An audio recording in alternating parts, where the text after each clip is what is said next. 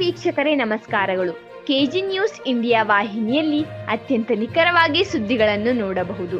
ಗುಂಜಾವತಿ ಅರಣ್ಯ ಹಕ್ಕು ಕಾಯ್ದೆ 2006 ಅಡಿ ಉತ್ತರ ಕನ್ನಡ ಜಿಲ್ಲೆಯಿಂದ ಅರಣ್ಯ ಸಂಪನ್ಮೂಲ ಹಕ್ಕಿಗಾಗಿ ಗುಂಜಾವತಿಯಿಂದ ಅರ್ಜಿ ಸಲ್ಲಿಕೆ.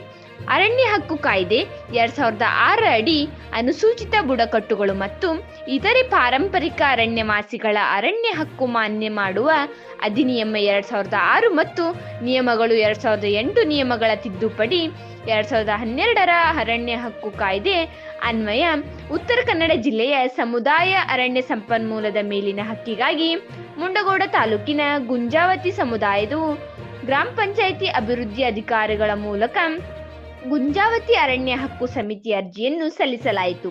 ಉತ್ತರ ಕನ್ನಡ ಜಿಲ್ಲೆಯಲ್ಲಿ ಸಮುದಾಯದ ಅರಣ್ಯ ಸಂಪನ್ಮೂಲದ ಮೇಲಿನ ಹಕ್ಕಿನ ಕುರಿತು ಸಮುದಾಯಗಳೇ ತಿಳುವಳಿಕೆ ಇಲ್ಲದ ಕಾರಣ ಹೆಚ್ಚಿನ ಸಮುದಾಯ ಅರ್ಜಿಗಳು ಸಲ್ಲಿಸಿಲ್ಲ.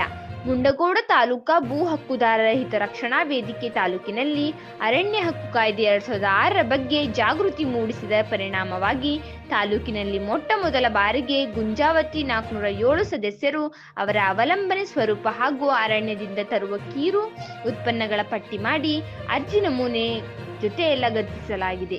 ಸಮುದಾಯದ ನಕ್ಷೆ ಹಾಗೂ ಸಮುದಾಯದ ಜನರ ಯಾದಿ ಈ ಎಲ್ಲ ಪ್ರಕ್ರಿಯೆಗೆ ಬೆನ್ನೆಲುಬಾಗಿ ವೇದಿಕೆ ನಿರಂತರವಾಗಿ ಅನುಸರಣೆಯ ಫಲವಾಗಿ ಇಂದು ಮುಂಡಗೋಡ ತಾಲೂಕಿನಲ್ಲಿ ಮೊಟ್ಟ ಮೊದಲ ಬಾರಿಗೆ ಈ ಅರ್ಜಿಯನ್ನು ಸಲ್ಲಿಸಲಾಗಿದೆ.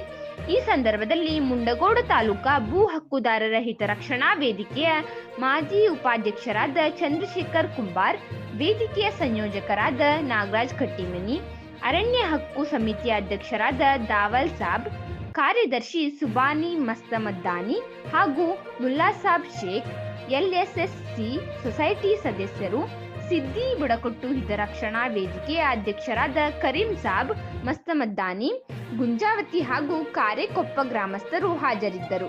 ವರದಿಗಾರರು Basavantappa R Pujar, KG news. ಈ ಚಾನೆಲ್ ಅನ್ನು ಸಬ್ಸ್ಕ್ರೈಬ್ ಮಾಡಿ ಮತ್ತು ಪಕ್ಕದಲ್ಲಿರುವ ಬೆಲ್ ಬಟನ್